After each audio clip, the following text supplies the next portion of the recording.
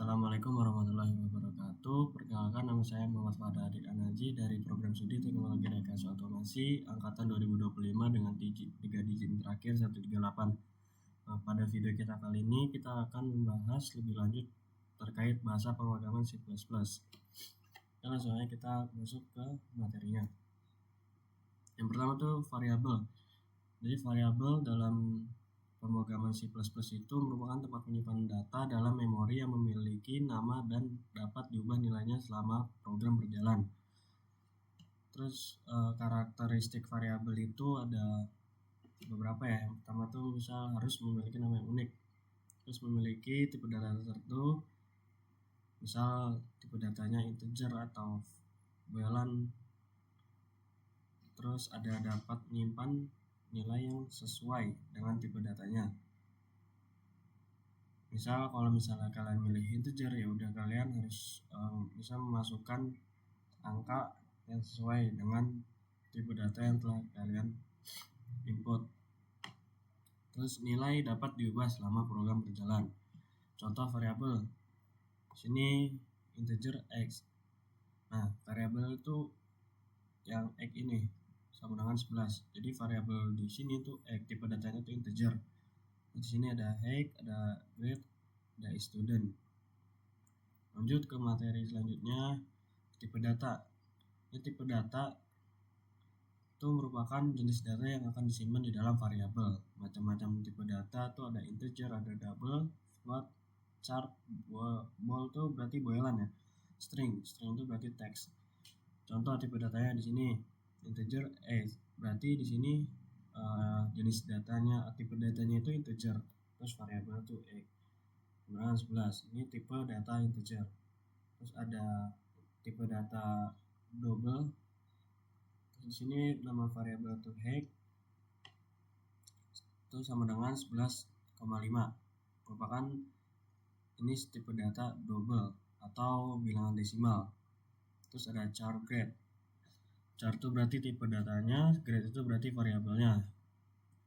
Ini merupakan tipe data karakter. Bol student berarti ini tipe datanya bol atau boolean. Terus student itu berarti variabelnya. Di sini kalau boolean kan sama aja ya kayak di bahasa pemrograman Python tuh. Nilainya tuh kalau nggak true ya false. Di sini nilainya true. Lanjut ke konstan atau konstanta. Merupakan variabel yang nilainya tidak dapat diubah setelah dideklarasikan. Konstanta digunakan untuk nilai yang tetap dan tidak berubah. Cara membuat konstan itu dalam bahasa pemrograman C++ itu menggunakan kata kunci const sebelum tipe data. Contoh di sini const double pi, berarti sama dengan 3.14159. Di sini berarti angka 3.14159 itu tidak bisa diubah-ubah nilainya karena di sini sudah ada kata kunci const yang berarti konstan, konstanta, const integer, max underscore size dengan 100. Berarti di sini nilainya itu 100. Ini tetap ya, tidak bakal berubah-ubah kecuali kalian programnya kalian ubah di sini, kalian ubah sendiri baru itu bisa keubah. Di sini const string app underscore name my nilainya berarti my application. Berarti my application ini tidak bisa kalian ubah karena sudah ada kata kunci const. Terus keuntungannya menggunakan konstanta yaitu mencegah perubahan nilai secara tidak sengaja, membuat kode lebih mudah dibaca dan dipahami menggunakan maintenance, atau jika perlu mengubah nilai cukup di satu tempat. Lanjut ada array. Array merupakan struktur data yang menyimpan sekumpulan data dengan tipe yang sama dalam memori yang berurutan. Atau array itu bisa kalian mengatur seperti list. Karakteristik array, elemen memiliki indeks mulai dari 0, sama seperti di bahasa pemrograman Python sebelumnya. Kalau list dalam pemrograman itu dimulai dari 0. Terus ukuran array dapat ditentukan saat deklarasi atau termasuk array statis.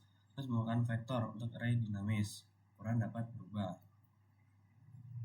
Array statis, cara mendeklarasinya kalian pertama masukkan dulu jenis tipe datanya atau apa. Misal di sini ada integer, terus variabelnya namanya numbers. Terus ini ada dalam kurung tuh 5. Terus sama dengan kurung perawa masukkan nilainya mau berapa. Di sini saya kasih contoh angka 10, 20, 30, 40, 50. Nah, dalam kurung di sini kalian masukkan dulu isinya tuh ada berapa. Jadi di sini karena ada 5 makanya di sini 5. Terus bisa kalian inisialisasi deklarasi tanpa inisialisasi. Misal di sini integer numbers 5. Nah, nanti isinya tuh bakal bisa keisi sendiri. Terus menambah elemen atau hanya pada saat inisialisasi atau mengubah nilai. Misal di sini numbers. Di sini nilainya 0. Kemudian 10. Ini fungsinya menetapkan nilai ke indeks 0. Jadi yang bakal angka pertama tuh yang keluar mesti 10. Karena di sini indeksnya yang indeks 0 tuh angka 10. Jadi kalau misalnya yang kita lihat di list yang ini, di array yang ini kan 10, 20, 30, 40, 50. Nah, indeksnya yang angka 10 itu 0 karena pemrograman tuh mulainya dari angka 0. 10 0, 21 30 itu 2, 40 itu 3, 50 itu 4. Ya, cara menampilkan array dalam bahasa pemrograman C++ itu for kurung integer i indeks sama dengan 0. I kurang dari 5 maka i plus kurung perawa cout itu berarti menampilkan numbers kurung siku i atau indeks ya. Itu di sini berarti indeks. Lanjut ke array dinamis atau vektor. Deklarasinya kalian harus masukkan dulu library yang namanya vektor. Kemudian vektor buka ini kurung siku to string names. Nambahkan elemen cara ya name stick pushback. Misal di sini namanya Alice. Itu cara nambah di akhir names push underscore back to Bob, terus name push underscore back Charlie. Mengakses elemen, cara mengakses elemen array dinamis itu pertama string first sama dengan names kurung 0. Mengakses elemen pertama karena indeksnya di sini 0. Cout atau cara menampilkannya cout names atau untuk menampilkan elemen kedua jika kalian ingin mengambil elemen kedua. Kalau mau ambil elemen yang pertama berarti cara menampilkan elemen pertama berarti kalian di sini ubah 0 karena elemen pertama dalam bahasa pemrograman itu indeksnya 0. Cara menampilkan vektor for kurung integer i sama dengan 0 maka i kurang dari name dot size kurung i plus kurung perawa cout names indeksnya di sini 0 berarti ini menampilkan elemen pertama karena di sini indeksnya 0. Lanjut input output dalam bahasa pemrograman C++. Input memungkinkan program berinteraksi dengan pengguna. Jadi input output itu memungkinkan program berinteraksi dengan pengguna melalui keyboard atau input dan layar atau output. Yang pertama tuh udah di bagian A itu output atau cout. Dalam bahasa pemrograman C++ itu kalau ingin menampilkan kata itu menggunakan cout. Beda dengan bahasa pemrograman Python. Kalau Python kan tinggal print buka kurung F ketik 2 baru kata-katanya ingin kalian tampilkan itu apa. Kalau di bahasa pemrograman C++ kalian menggunakan cout. Terus input di bahasa pemrograman itu ada cin, ada getLine. Cin itu untuk input sederhana. Misal digunakan untuk input tipe data dasar seperti integer, double, char, dan lain-lain. Berhenti membaca pada spasi atau yang lain. Contoh di sini integer x. Terus cout enter your egg. Di sini menggunakan cin karena di sini input tipe datanya dasar atau sangat sederhana. Terus untuk yang getLine atau untuk input string digunakan untuk input string yang mengandung spasi. membaca seluruh baris hingga new line. Caranya string name, cout enter your full name, get line change name. Lanjut, fungsi dalam bahasa pemrograman C++ merupakan blok kode yang dapat dipanggil berulang kali untuk melakukan tugas tertentu.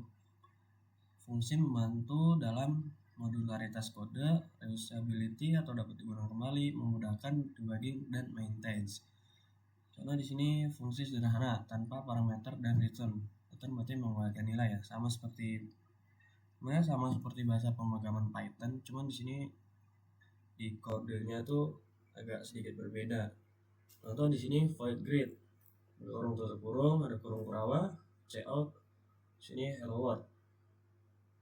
Cara manggil ya, integer main, berarti buka kurung kurawa, greet, di sini memanggil fungsinya, greet buka kurung tutup kurung, itu 0. Nah, bedanya kalau di bahasa pemrograman C++ itu ada tambahan ini integer main kurung tutup kurung. Nah, kalau di bahasa pemrograman Python kan tinggal nama variabelnya terus buka kurung tutup kurung. Terus fungsi dengan parameter. Parameter merupakan fungsi menerima data dari pemanggil. Void greet string name, cout, ini menampilkannya. Terus di sini integer main greet Alice, memanggil dengan parameter greet Bob, yaitu 0. Berarti nanti outputnya bakal hello Alice dan hello Bob. Terus fungsi dengan return value. Fungsi dapat mengembalikan nilai menggunakan kata kunci return. Misal di sini integer add numbers. Di parameternya integer A, integer B, buka kurung kurawa, return A plus B. Integer main, integer result sama dengan add numbers 5,7 dalam kurung 5,7. Terus cout hasil penyembahan, result n, return 0. Jadi nilai result ini sama dengan nilai variabel add numbers. Jadi nanti hasilnya 5 tambah 7. Lanjut, fungsi dengan parameter dan return. Kombinasi parameter dan return value untuk fungsi yang lebih kompleks. Caranya stack include IOStream. Jadi sini menggunakan library IOStream, fungsi namespace std, fungsi dengan parameter dan return, integer add numbers, integer A, integer B, return A plus B, integer multiply atau perkalian, integer x, integer y, return mengeluarkan nilai x kali y. Di sini cara mengambil fungsinya. Nih, integer x sama dengan 5, y sama 7. Integer sum, add numbers sama dengan add numbers x, y, integer product multiply sama dengan multiply x, y. Cout hasil pemulahan. Ini manggil kata kunci sum. Terus sum berarti sama dengan add numbers. Product sama dengan multiply. Itu 0. Nah, sekarang scope variabel atau variabel lokal dan global. Scope menentukan di mana variabel dapat diakses dalam program. Sama seperti bahasa pemrograman Python. Variabel lokal dideklarasikan di dalam fungsi atau blok kode, hanya dapat diakses di dalam fungsi atau blok tersebut, hancur setelah fungsi selesai dieksekusi. Kalau variabel global itu dideklarasikan di luar semua fungsi, dapat diakses dari mana saja dalam program, tetap ada selama program berjalan. Perbedaan skop variabel dan variabel lokal dan global.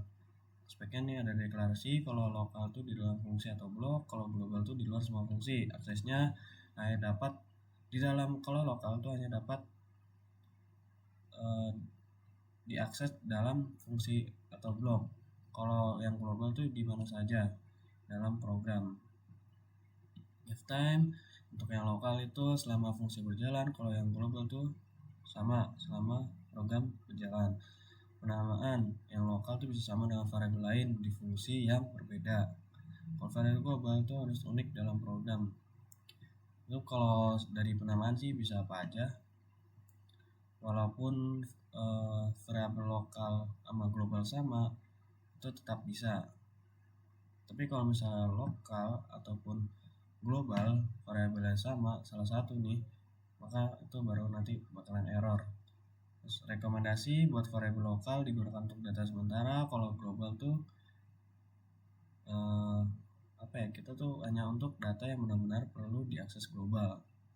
Jadi kalau misalnya kalian butuh variabel nilainya tuh cuma kayak data untuk sementara, mending kalian menggunakan variabel lokal. Tapi kalau yang benar-benar bisa diakses terus, yang benar-benar bisa diakses buat semuanya di dalam program, maka kalian menggunakan variabel global.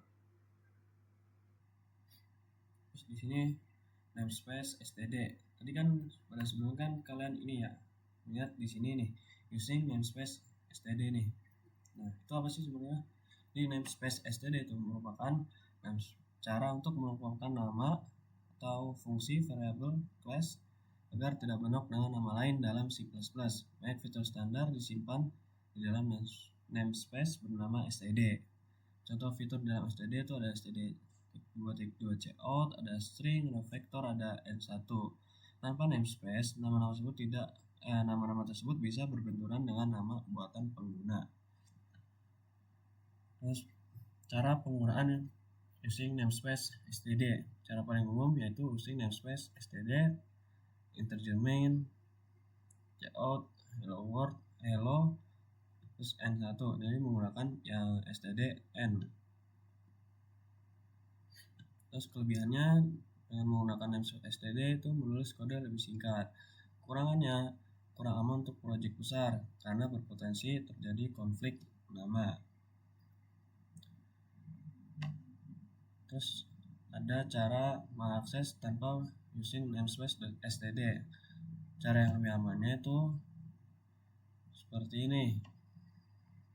Kelebihannya tidak ada konflik nama, umumnya digunakan pada proyek besar atau library. Kekurangannya penulisannya lebih panjang.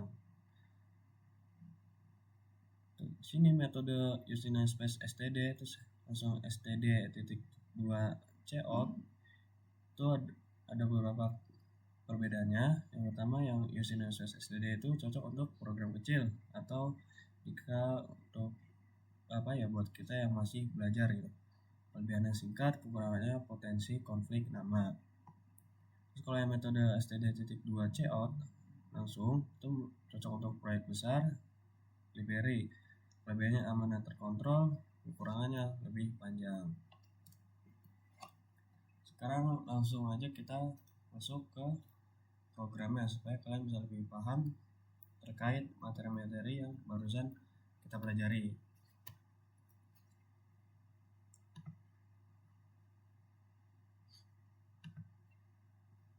Yang pertama nih, variabel. Program pertama itu tentang variabel. Sini coba kita jalanin programnya terlebih dahulu.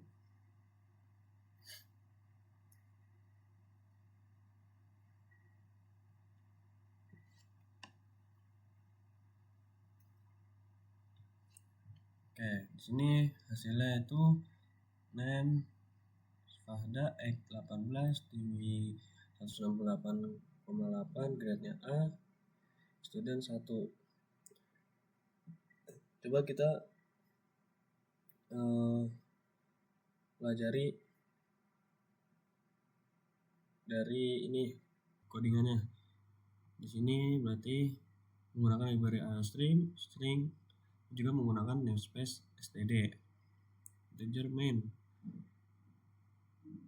variabel dengan berbagai tipe data.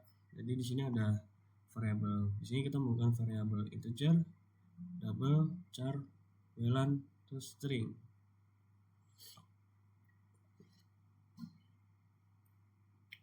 Di sini nilai variabel integer, variabel tipe data integer tuh di sini nilainya 18.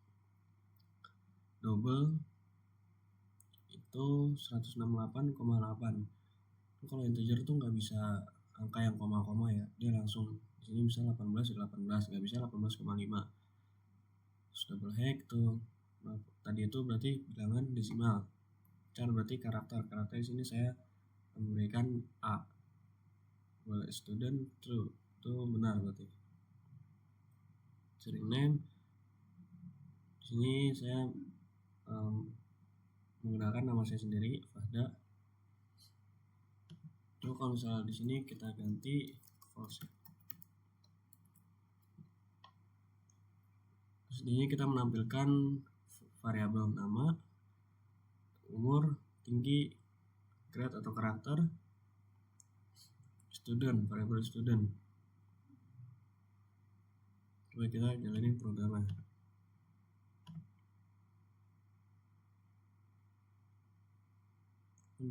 Return itu berarti mengembalikan nilai.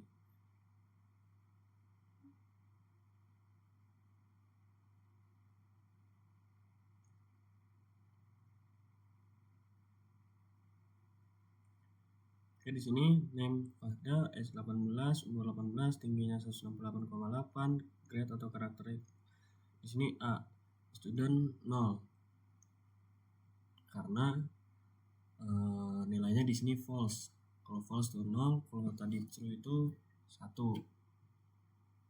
Sebelumnya kan 1 ya, sebelumnya kan true, makanya di sini 1. Yang kedua tadi kan false, makanya dia 0. Lanjut ke materi yang fungsi. Gimana sih programnya? Yang kita coba jalanin programnya terlebih dahulu.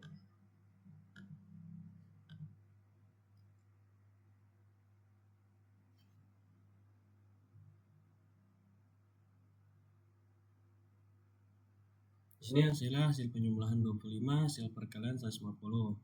Sekarang kita pelajarin codingannya. Di sini bisa library iostream, terus using namespace std. Fungsi dengan parameter dan return.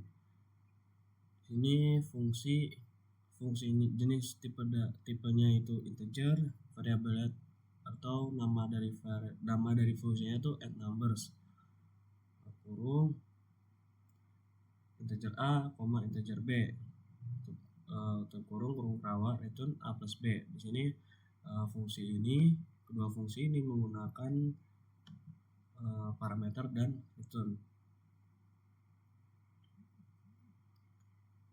Di fungsi yang kedua tuh sama, tipe datanya integer, nama fungsinya tuh multiply, parameternya integer x, integer y, return x kali y.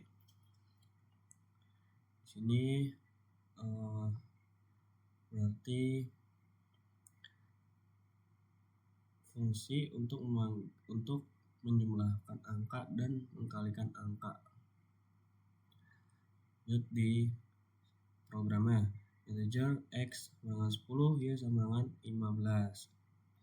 Integer sum sama dengan add numbers x, y. Integer product sama dengan multiply x, y.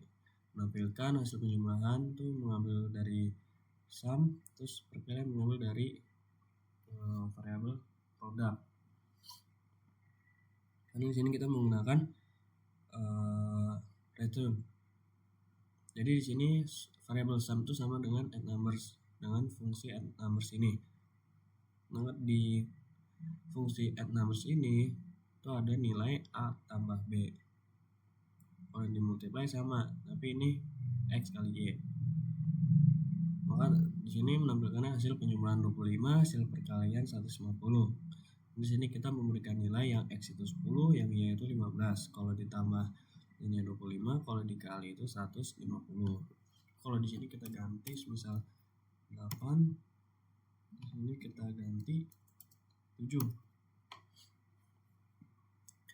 Harusnya hasil penjumlahannya itu 15, kalau perkaliannya berarti 56. Langsung aja kita cek.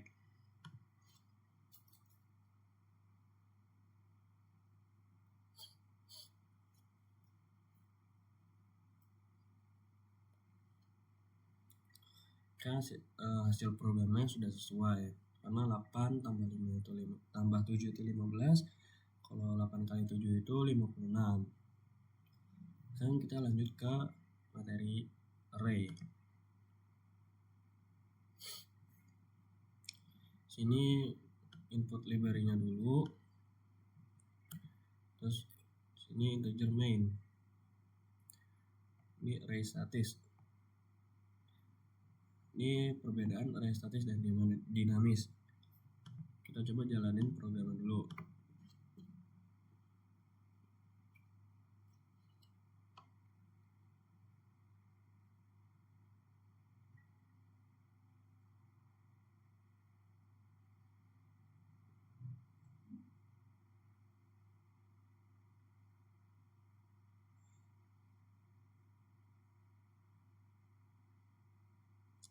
Oke, coba kita jalanin lagi.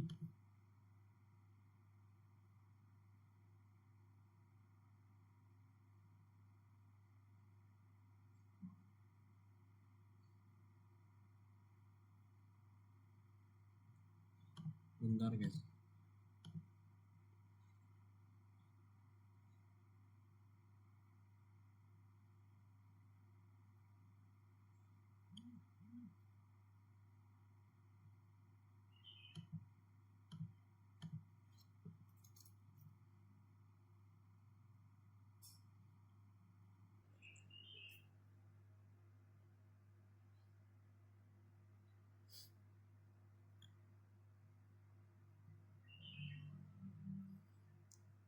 Nah, di sini udah kelar output dari programnya. Array elements itu udah 10, 20, 30. Vector elements ada Andi, Ciko, Randy. Sini kita pelajarin programnya. Pertama kalian menggunakan library outstream vector. Nah, sini ketambahan library vector.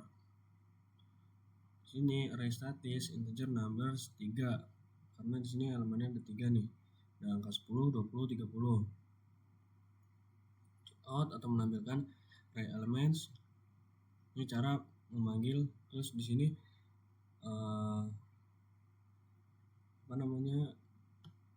di sini menampilkan kata.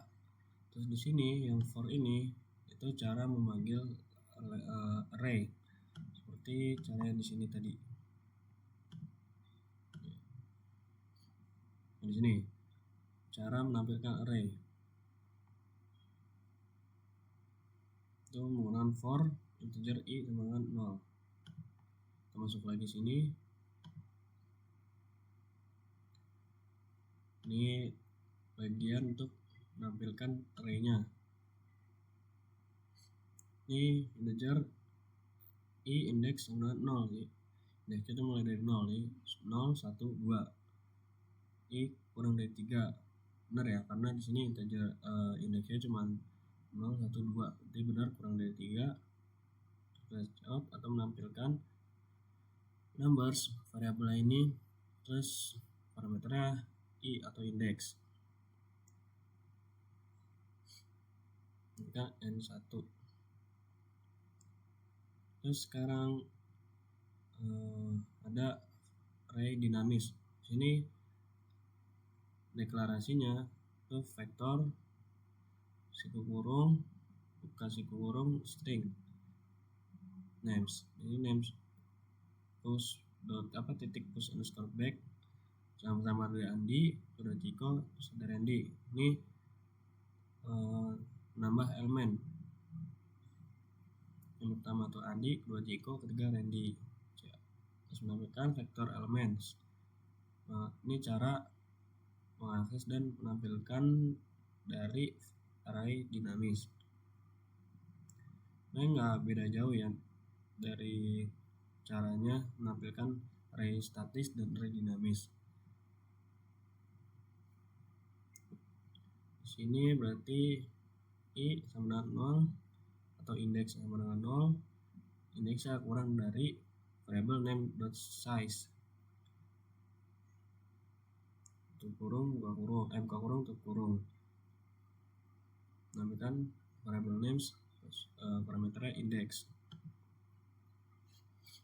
Sini index kurang dari names.size itu berarti indeksnya itu selama di sini selama kita ngisi program di sini itu sampai berapa. Jadi semisal di sini kita cuma menggunakan indeks 0, 1, 2, berarti menggunakan 3 indeks, berarti 0, 1, 2. Maka di sini indeks kurang dari size di sini 3, berarti kurang dari 3 itu 0. Kalau kita ubah lagi di sini misal 40, 20, 100. Coba kita jalanin programnya.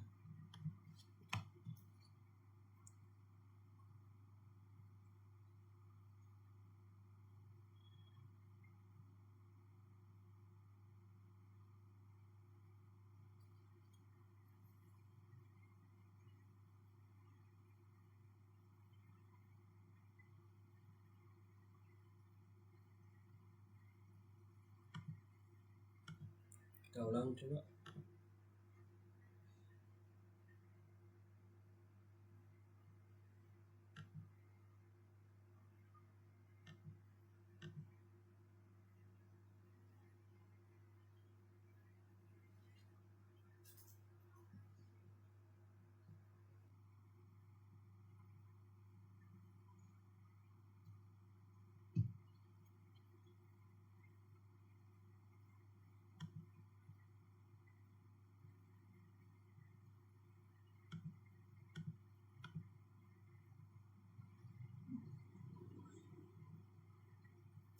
Nah, sekarang udah keganti ya array elementsnya atau array yang dinamisnya udah keganti jadi 40, 20, 100.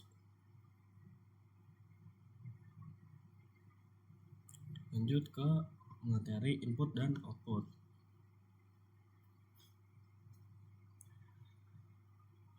Library-nya masih sama menggunakan string dan string. Main integer x, berarti sini tipe datanya tuh integer. Sekarang input menggunakan cin. Tadi kan ada cin, ada getLine ya. Ada 2 input dalam bahasa pemrograman Python itu ada C++ itu ada 2, ada menggunakan cin, ada menggunakan getLine. Sekarang pertama tuh input menggunakan cin. Out enter your egg. Ini cin. Di sini menggunakan cin.ignore. Sekian buffer sebelum getLine. Input menggunakan getLine. Out enter your full name. GetLine buka kurung cin, name. Sini untuk menampilkan outputnya out, ini berarti garis baru, hello, nama variabelnya, variabel di sini berarti yang menggunakan cin, yang di sini menggunakan getLine. Kalau di materi kan tadi kan getLine itu berarti untuk ini ya, untuk input string atau input string to text. Itu nama your itu variable egg. Di sini menggunakan cin. Just all. Coba kita jalanin programnya.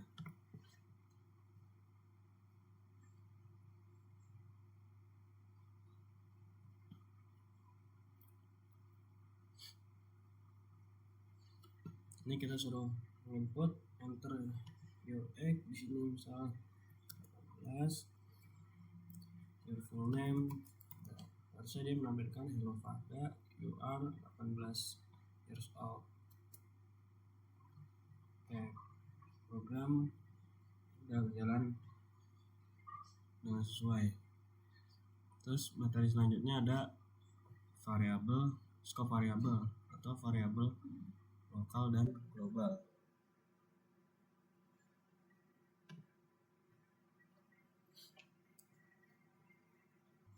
Di sini untuk variabel. Nah, di sini ada variabel yang namanya global value. Di sini tipe data integer. Terus di sini berarti variabel global value itu berarti dia termasuk variabel global karena variabel tersebut tidak berada dalam sebuah fungsi atau blok kode. Jadi nilai 50 ini termasuk nilai dari variabel global. Fetch show values ini berarti lokal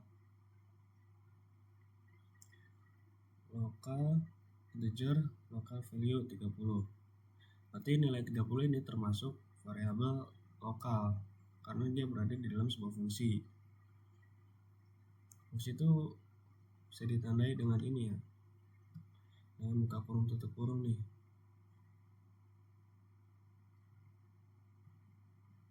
Terus sini menampilkan local value dalam fungsi, global value dari fungsi.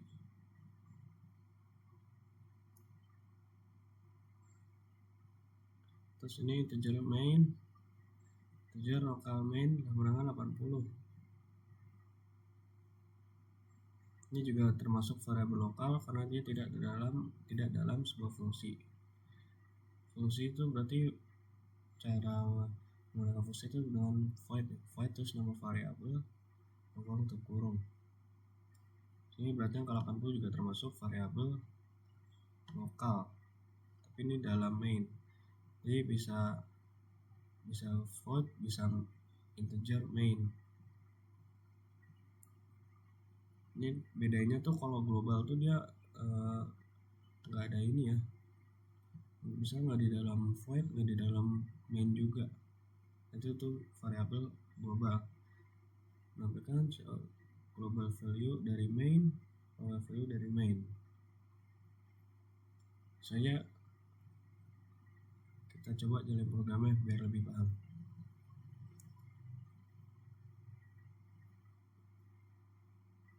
Bentar.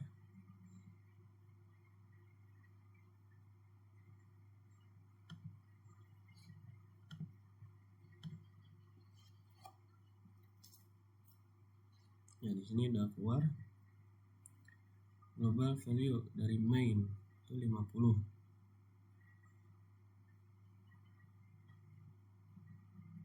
Nah, di sini variabel globalnya benar 50.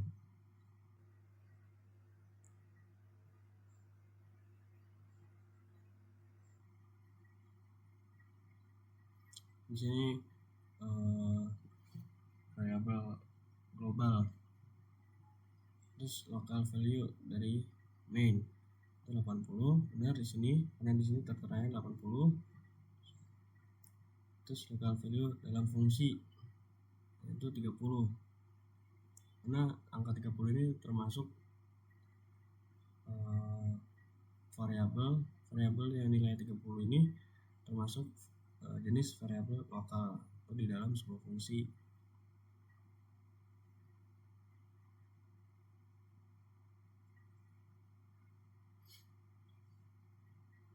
Terus global value dari fungsi itu setengah 50.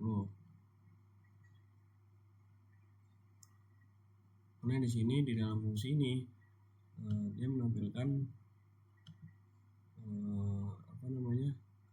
variabel global value ini yang nilainya 50. Itu perbedaan antara variabel lokal dan global.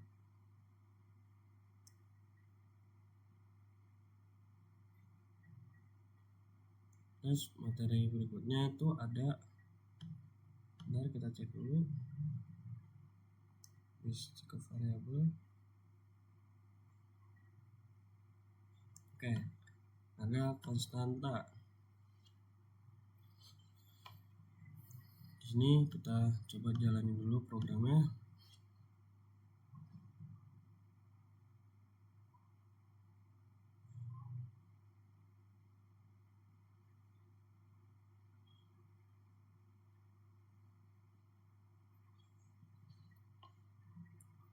Di sini area lingkaran dengan radius 5 adalah 78.5397. Nilai konstanta PI 3.14. 159. So kita pelajarin dari programnya. Ini integer main, konstantanya nih const double pi sama 3.14 const integer max underscore x itu 120. Ini bagian untuk menggunakan konstanta. Double radius 5.0 double area pi dikali radius dikali radius. Out ambilkan area lingkaran dengan radius terus check out nilai konstanta pi itu. Ini untuk menampilkan yang ini area lingkaran dan nilai konstanta pi.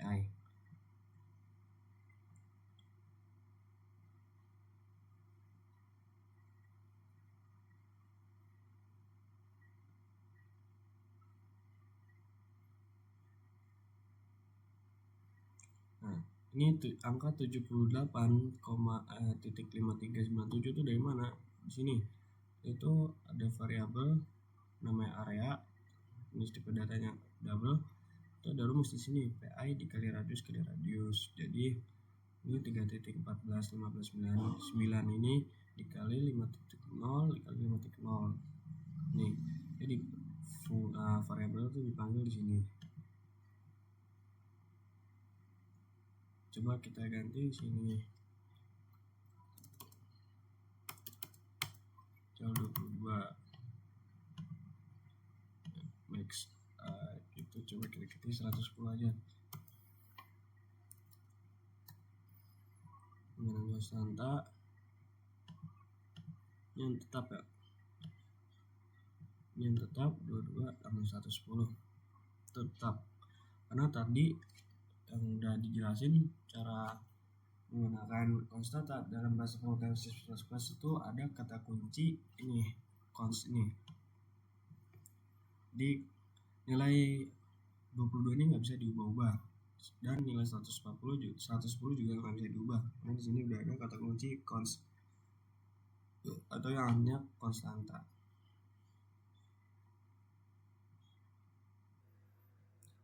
Ini kita jalanin lagi programnya.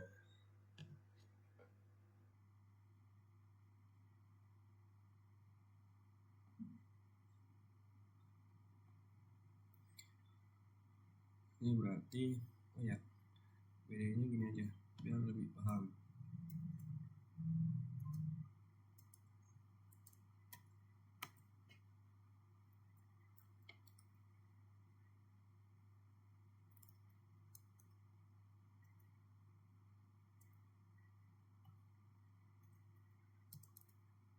Misal kita di sini kita ganti kita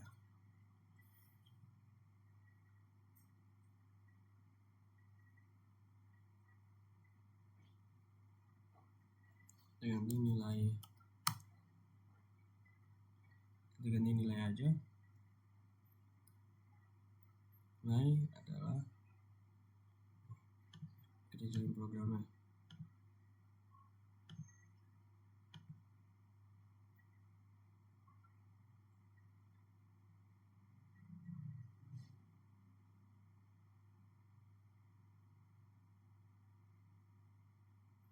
Nilai 5 adalah 550.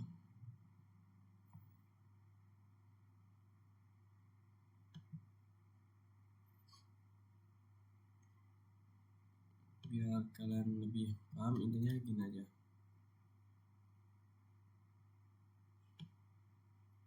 Ini kita hapus ini.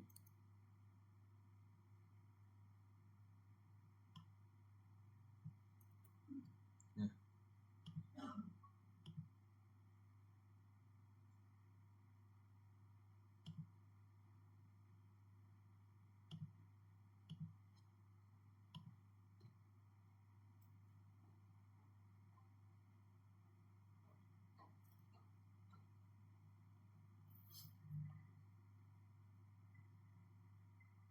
ini outputnya nilai konstanta pi itu 22. Nah, di sini Jadi itu fungsi dari konstanta itu biar tidak bisa diubah di sini nih.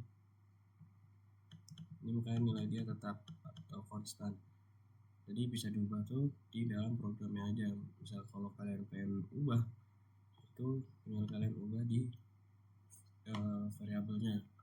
Kalian bisa ubah di variabel ini. Nah, kita ganti lagi di sini 3.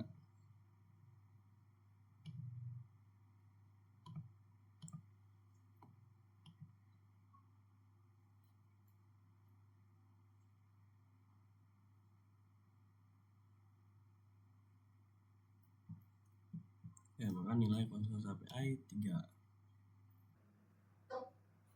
Oke, sekarang kita ada program yaitu konversi suhu. Dimana pada program ini kita mengonversi dari suhu Celcius ke Fahrenheit ataupun sebaliknya. Di sini ada dua fungsi. Fungsi yang pertama itu untuk mengkonversi dari Celcius ke Fahrenheit. Terus yang fungsi satunya tuh untuk mengkonversi dari Fahrenheit ke Celcius. Di fungsi Celcius ke Fahrenheit tuh ada rumus dimana ketika kita menginput maka akan dikali 9/5 ditambah 32. Terus kalau misalnya konversi Fahrenheit ke Celcius, maka nanti angka yang kita input dikurangin 32 terus dikali 5/9. Di sini kita memanggil fungsinya, kemudian akan menampilkan ini ada dua pilihan, mau konversi Celcius ke Fahrenheit atau Fahrenheit ke Celcius.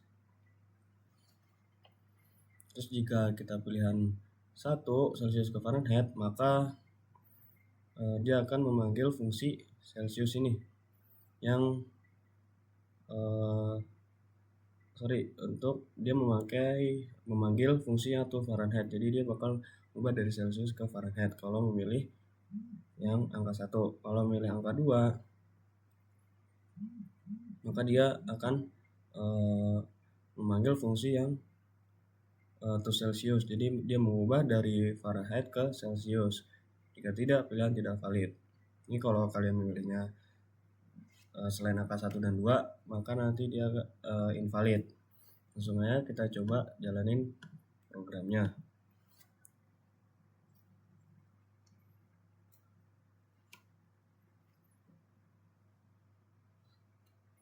Nah, di sini kita suruh menginput angka 1 atau angka 2.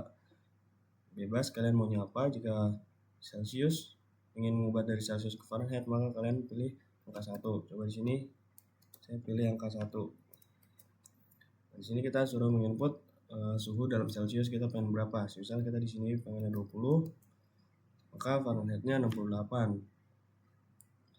Kalau kalian hitung berarti 20 dikali 9/5 ditambah 32, maka nanti hasilnya itu 68. Sekarang kita coba kalau yang Fahrenheit ke Celsius.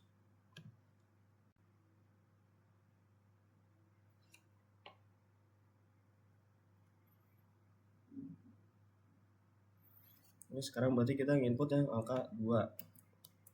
Suhu dalam Fahrenheit misal di sini tadi kan Fahrenheitnya 68 ya.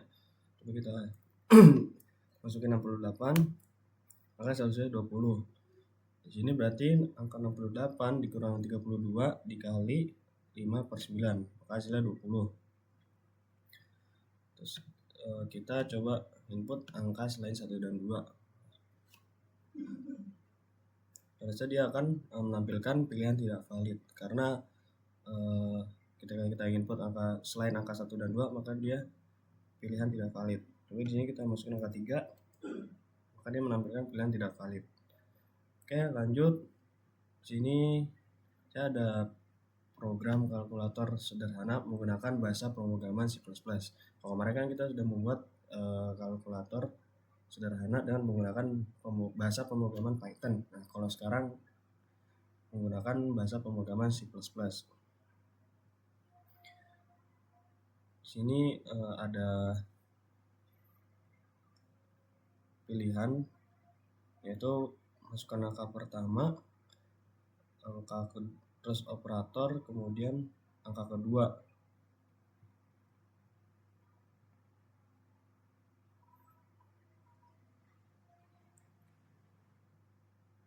Sini jika milih plus maka nanti A plus A tambah B, jika min maka A min B, seterusnya. Kalau kali itu kalau bagi, dan di sini ada ada yang beda nih dari penjumlahan, pengurangan sama perkalian.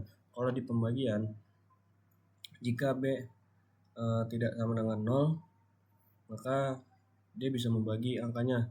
Tapi kalau misalnya angka kedua kalian menginput angka 0 maka error. Terus juga kalau misalnya kalian menginput selain Anda plus, min, kali atau bagi, maka menampilkan operator tidak valid. Langsung kita coba jalanin programnya.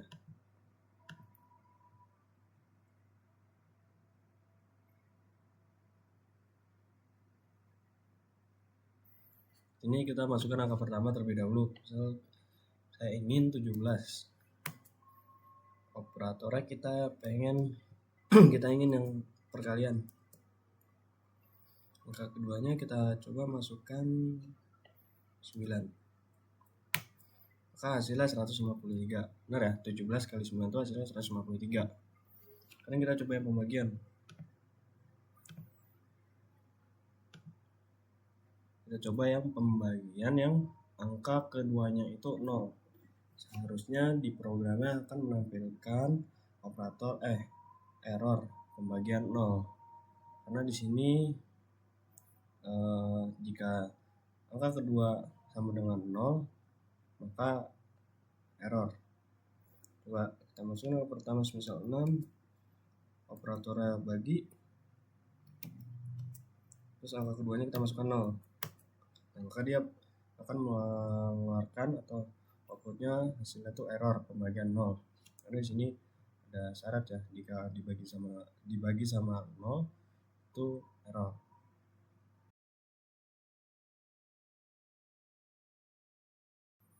Sekarang ada satu project terakhir dari video kita kali ini, yaitu project data mahasiswa. Di sini kita menggunakan library vector. Terus di sini ada struktur dari murid student. String name, di sini kita menggunakan tipe data string, integer, double. Variabelnya name, age, sama GPA. Terus di sini ada integer main, vector students, integer total. Di sini ada variabel total. Ini jenis tipe datanya itu integer. Menampilkan pengolahan data mahasiswa. Checkout berarti menampilkan berapa mahasiswa. Terus nanti user menginput dan menggunakan cin. Terus ini bagian untuk menginput data mahasiswa. Di sini mahasiswa ke 1 misal. Di indeks lebih kecil dari total. Berarti tergantung nanti kita ketika menginput di sini. Nah, jadi pas user menginput di sini semisal 4, maka nanti di sini 4 lebih besar dari total ya. Artinya di sini berarti variabel total itu bernilai 4. Misal kalian menginputnya pas ketika di ini program menampilkan berapa mahasiswa, itu nanti angkanya bakal disimpan dalam variabel total. Nah, kayak di sini indeks lebih besar dari total. Totalnya tergantung nanti kalian ketika input ini di bagian sini, maka nanti angka tersebut menjadi nilai dari variabel total. Terus di sini kita menginput mahasiswa, menginput di sini nama, menampilkan namanya. Kalau yang checkout ini berarti program menampilkan mahasiswa ke misal ke 1 atau ke 2, 3 dan seterusnya, tergantung dari total ini, tergantung dari total yang kita input. Misal variabel totalnya bernilai 5, maka di sini nanti mahasiswa dari 1 sampai 5. Kenapa ditambah 1? Karena indeks dalam pemrograman tuh dimulai dari angka 0. Terus ini kita ditampilkan tuh nama. Di sini kita harus menginput sebuah nama, terus kemudian umur, kemudian GPA. Terus di sini ada students.push_back, itu menambahkan mahasiswa ke vektor. Pada bagian sini ini merupakan bagian untuk menampilkan data mahasiswa. Jadi nanti urutannya nama ini nanti urutannya nama, umur, terus GPA-nya berapa. Terus di sini bagian untuk menampilkan atau bagian yang ngisi dari sini nih. Langsung aja kita coba jalanin programnya.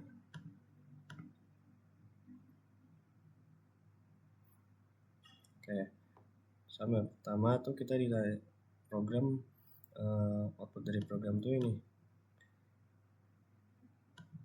pengolahan data mahasiswa, lalu menanyakan berapa mahasiswanya.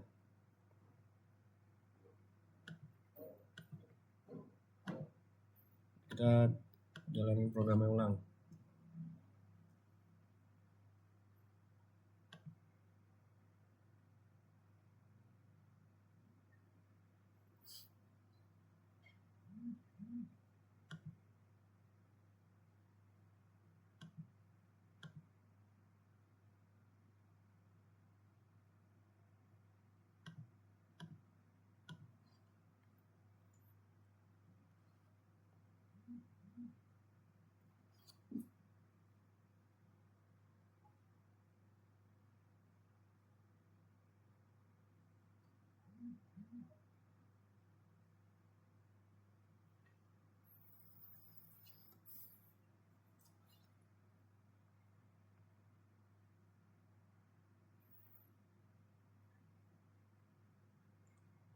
Ini bagian pertamanya dari programnya, kita menginput berapa mahasiswanya. Misalnya sini saya ingin menginput 3 mahasiswa.